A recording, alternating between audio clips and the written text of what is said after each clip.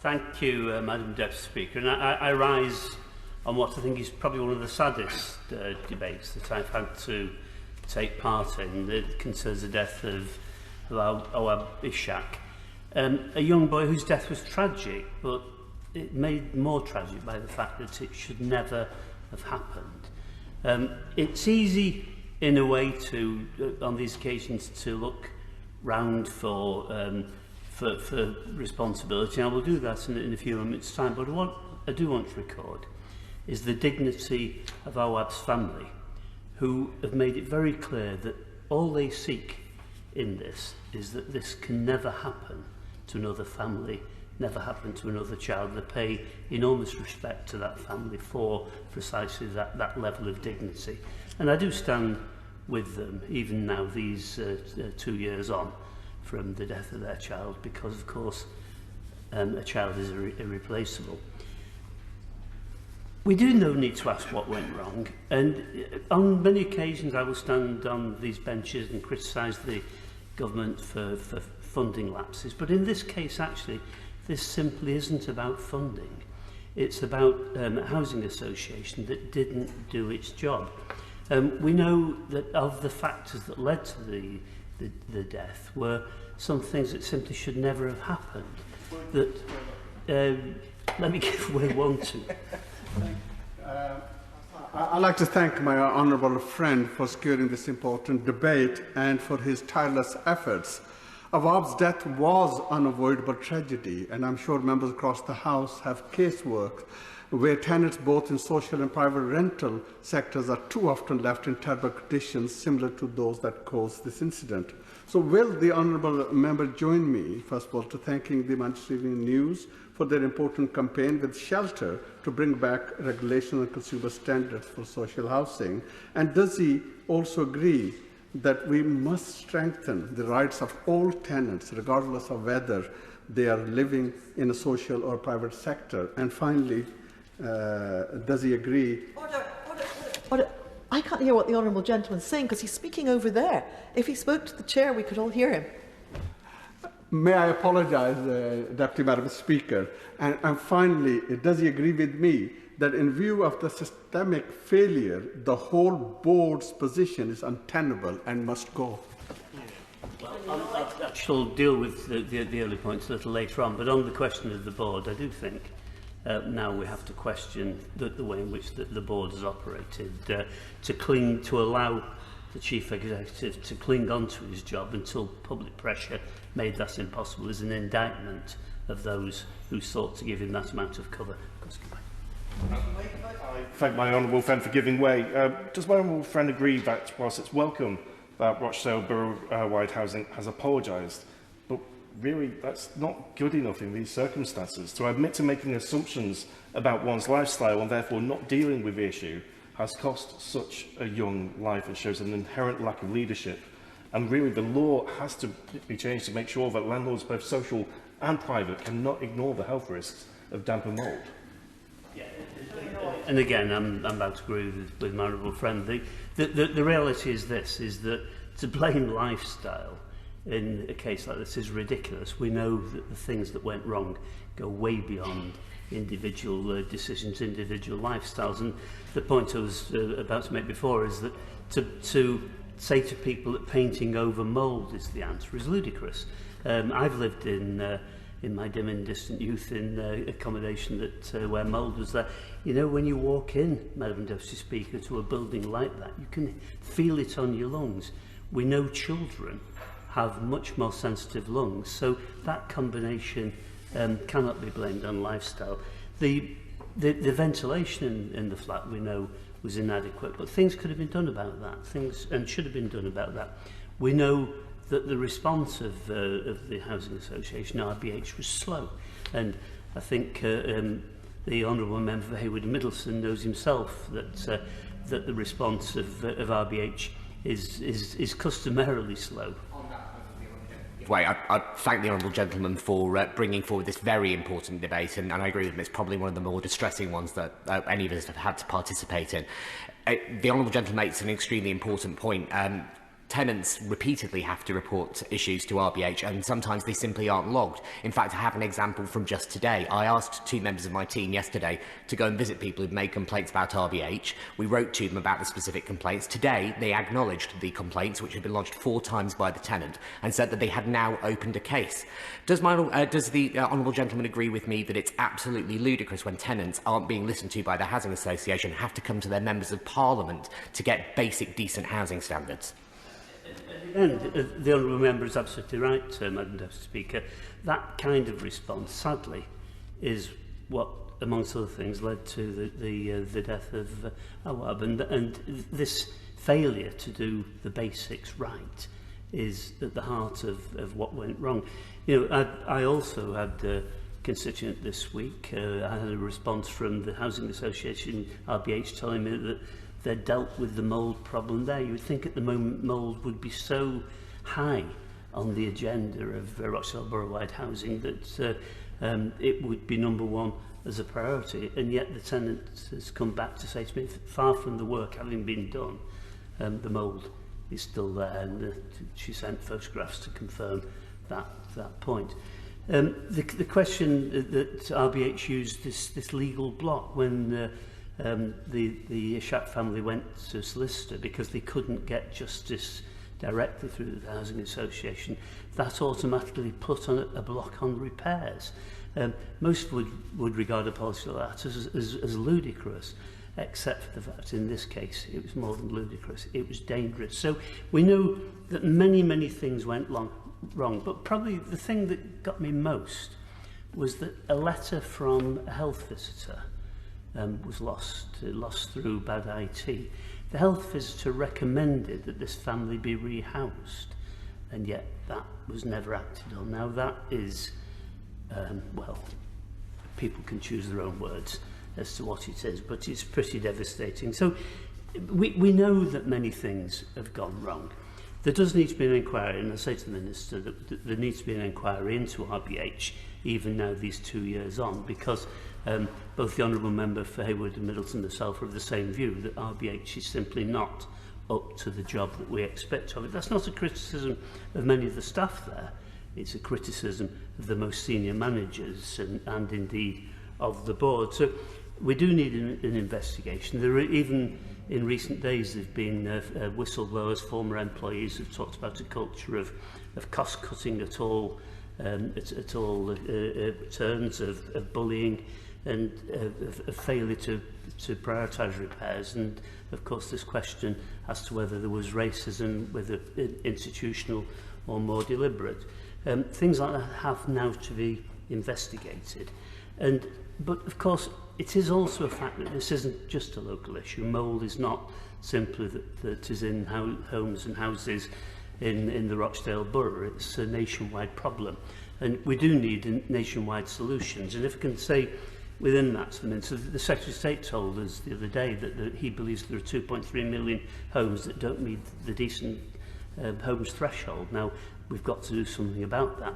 800,000 homes where there is damp, and of which 400,000 in the social rented sector, 400,000 in the private rented sector. So this is a problem of both social landlords and private landlords, and we've got to deal with both of those. We need, as my honourable friend for Gorton, Manchester Gorton has said, we do need now to look at the question of an Awaab's law, a law that says that there are certain things that must be done. Mould must be treated automatically as a potential health hazard. That when mould is and damp are reported, that should lead to an immediate response from the landlord. To do anything other than that now would be ridiculous. And within that, once the duty to repair comes in, that's got to be in a recognisable timescale, because those are simply basic good housekeeping. Yes, we should have that on the statute book because we know it's not being done, but put it on the statute book, and I can tell you this will be very popular. The 120,000 people have signed the petition that the MEN, the Manchester Evening News, has launched, and I applaud those 120,000 and the MEN for taking up this case.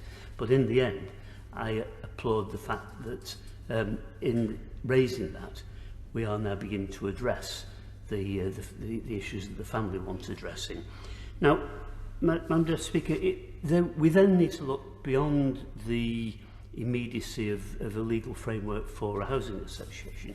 We've got to make sure that if they fail to do the job we ask of them, that in that failure there are other mechanisms that come in, that public health, for example, can be involved, the local authority can be involved, the housing regulator can be involved. Now, with each of these, and other agencies may be, with each of these, we've got then to make sure, and this is really a question for the Minister and for the Government, they've got to be properly resourced to do that controlling job that we ask of them. Don't give people the legal duty, don't give them the legal capacity, unless we also give the resource to undertake that role. And I say that in particular because one of the things that is bizarre, the housing regulator, who is supposedly there to protect the interests, yes, that housing associations run prudently in terms of finance, but also conform to the standards we expect. 6 months after Awaab died, they did an in-depth assessment of Rochdale Boroughwide housing, and they recorded that in terms of governance, they were given grade G1, the best grade that can be given, a little surprising. They said, based on the evidence gained from the in-depth assessment, the regulator has assurance that RBH's governance arrangements enable it adequately to control the organisation and to continue meeting its objectives. Well, my goodness, Madam Deputy Speaker, I'm glad they are not in control of anything that affects me directly this very day, because the regulator, I think, needs to up its own game. So I say again to the Minister, give power and duty to regulatory authorities to perform the role we need them to do if housing associations and private landlords fail. But let's make sure we give them the capacity as well. Now, let me then, if I may, turn, and that, by the way, is money. In the end, it is money, because without money, we can't employ the qualified, competent staff.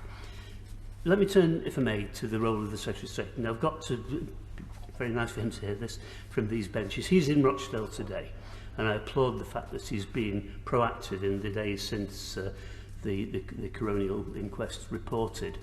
And he's done a number of things which we'd all share with him as being progress in the right direction. But if I can say, the one thing that I was a little uncomfortable about, he did talk when we had an exchange in Parliament earlier on in the week about the possibility of fines when housing associations go wrong. And he was reported as having said today that he intended to take £1 million off RBH from the Affordable Homes programme. Now, I would say it turns out that second thing has been a misreporting, and it's perhaps important to set the record straight, because I do understand that what the Secretary of State is proposing is that the money will be there for Rochdale, but simply not for RBH. And if that is the case, I'd be grateful if the Minister could clarify. But I would say to her, giving fines to a housing association never seems to me to be the brightest way forward, because what that does, it penalises tenants. It means that my residents don't get the repairs done. It means they don't see the homes made available that they need to move into. Madam Deputy Speaker, I'll take your advice. I think we have a little more luxury of time today. Yes. Yeah. It being, for clarification, it being nearly 5 o'clock, we will move the adjournment again, and then we'll continue. I beg to move that the House do now adjourn. The question is that this House do now adjourn again. Tony Lloyd. It's rather nice to hear the chime of the whips twice. But the point I was making, I think, is an important one. Fines, I don't think, do the trick, and I hope that the Secretary of State will think again about this, and I hope the Minister will help us think again about this. I do think there are other ways around this. I think it's right and proper that we look at the role, for example, of the controlling minds, the senior officers. Clearly, we can have different things. I think it's reasonable that the regulator, if properly structured, might be able to bring in disciplinary charges against senior managers. I think it's probably right when we know that the former chief executive was being paid £170,000 a year at a time when his salary went up, the repair budget was going down.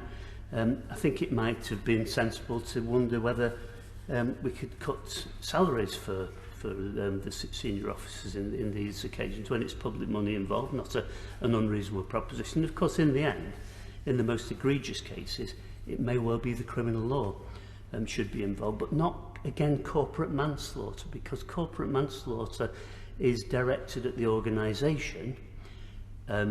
It doesn't direct itself properly against the controlling minds. Now, I've always felt that's a weakness in this proposition, because we need to get those who control and make decisions to concentrate on what needs doing. But certainly the investigation in RBH needs to take place. We need then to think about what are right and proper controls on those controlling minds. But in the end, the structure of RBH is simply not up to it. An executive board that is faceless, that has no reference to the wider public, it cannot be in any of his interests. I'm going to share something with this chamber, this packed chamber. When I was about to complete my term as the Mayor and the Police and Crime Commissioner in Greater Manchester, I was approached by the Chief Executive of RBH to see if I would think about taking on the role of the Chair of the Board. Now, if you just contemplate that the Chief Exec instigates the appointment of the Chair, who is responsible for discipline, for the pay, ultimately for the hiring and firing of the Chief Executive. It's a very circular and very dangerous little route. And I think we do have to look at that structure and say it simply isn't fit and proper for the tenants that we represent, the people of Rochdale, and we must do better. Now, I think there is a good case now for saying that the Executive Board has seen its time and ought to go. They didn't do the job that we expected them. They didn't scrutinise, they didn't insist on the kind of change after Awaab's death that I would have expected of them. And I've asked them for a timeline. I've seen what they did, and frankly, it isn't one that I think gives them any cause for credit. So within that context, we do need to look at the temporary way in which this important housing association that serves our community is structured.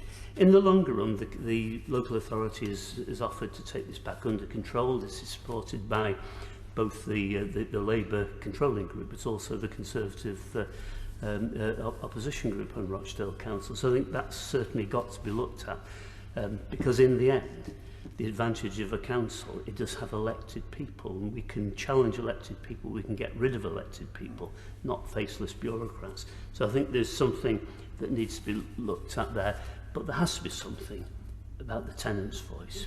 There's got to be something that allows tenants to have a voice that's amplified and heard, so that when things are going wrong, what goes wrong can be dealt with and taken up. And Mr. Speaker, that's a few semi-lengthy remarks. I could go on at even greater length, but I won't, because I want to finish just on this point. In the end, a little boy died. That's a little boy who should have been out playing in the streets, the parks, the wherever of Rochdale, or of wherever the family next moved to live. That little boy should never have died. That little boy died because of an inadequate care of detail, and detail that in this case really did matter. We must make sure it never does happen again. Whether we call the legislation Awaab's law, which I hope we might think about, or not, is always one of these open questions. What I do know is the only way we can say to the family that we have really learnt the lessons, not just as formulaic words, we have learnt the lessons, but we really have learnt the lessons, is to show now that we intend to take the actions that will make a permanent change, and that this can never happen again. Minister Deanna Davis. Well, thank you, Madam Deputy Speaker. And I'd just like to start by thanking my honourable friend, the member for Rochdale, for raising this incredibly important debate and for his heartfelt contributions. I think seeing a case like this has shocked all of us right across the country, but to have it happen in your own constituency must feel incredibly personal. So I'm very grateful to him for raising this with the House today. I know that members across the House and people right across the country were and still are completely horrified about the monumental failings that led to the death of a small boy before he even reached his second birthday. Now, as members today have rightly highlighted, Awaab's parents had repeatedly raised their concerns about the dire state of their home with their landlord, the local housing association Rochdale Boroughwide Housing, only for those multiple and repeated complaints to fall on deaf ears.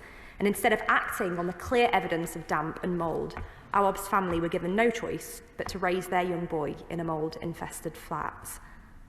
Rochdale Boroughwide Housing's failure to heed Awaab's family's pleas made by Awaab's father as early as 2017, was an awful dereliction of duty. And if that failure in itself wasn't bad enough, the apparent attempts by Rochdale Boroughwide Housing to assign blame for the damp to the actions of Awaab's parents were insensitive and deeply unprofessional. And I know this was a point raised by the member for Bury South on his comments around lifestyle, which is just completely unacceptable. Now, the Housing Ombudsman was absolutely right to squash their assertion, reiterating that damp and mould in rented housing is not a lifestyle issue. And members today have highlighted that prejudice. And it's our duty as members of this House and as government ministers to call out any behaviour rooted in ignorance and in prejudice. Now, I'd also like to take this opportunity to extend my sincere thanks to the coroner, Joanne Kersley, who undertook a vital public service in her meticulous piecing together of the facts behind this devastating incident. Now, nothing will bring back the life of Awaab, but this investigation has given us all a chance to deliver some small justice to the parents of this young boy and enact reforms that help us provide the high-quality social housing that this country desperately needs.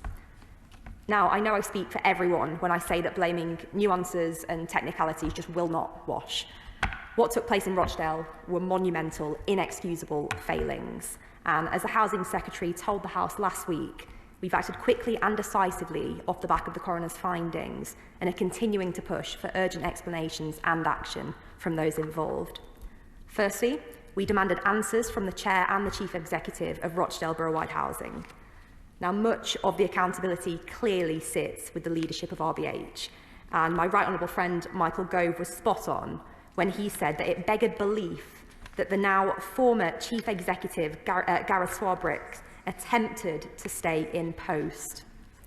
And while it's right that RBH recognised the Chief Executive's position was no longer tenable, the Housing Mutual still has serious questions to answer about the basic condition of its housing stock.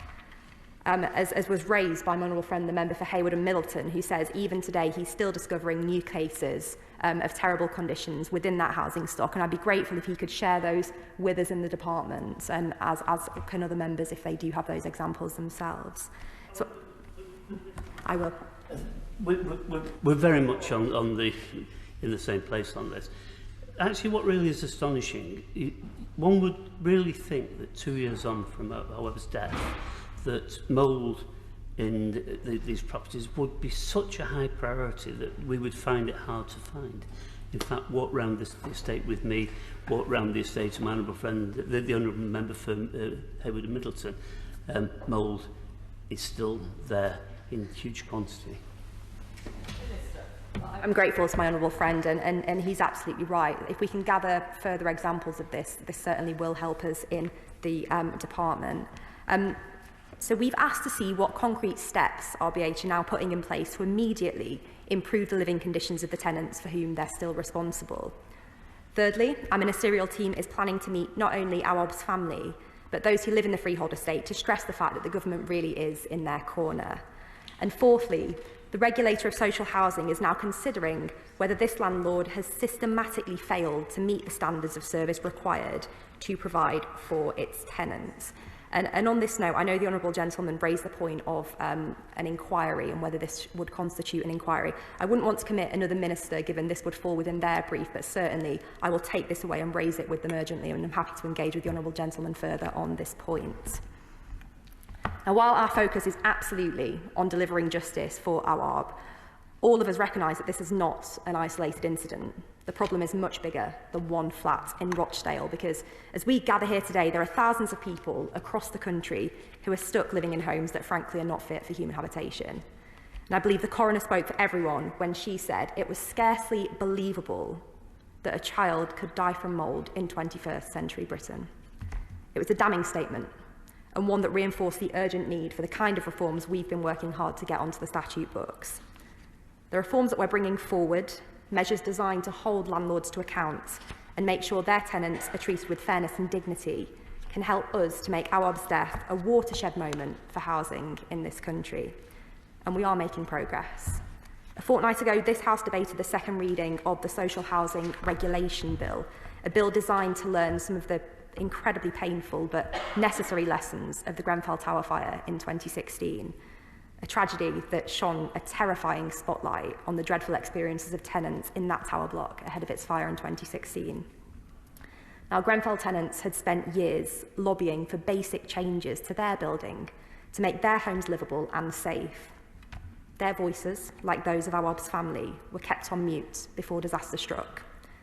So we set about making sure that that never happens again, with a strengthened housing ombudsman service to empower tenants by making sure their voices are truly heard. And as part of this, we changed the law so residents can now complain directly to the ombudsman instead of having to wait 8 weeks while their case was handled by a local MP or another designated person. It's one of the main jobs of the Housing Ombudsman Service to make sure that robust complaint processes are in place, so problems can be resolved as soon as they're flagged.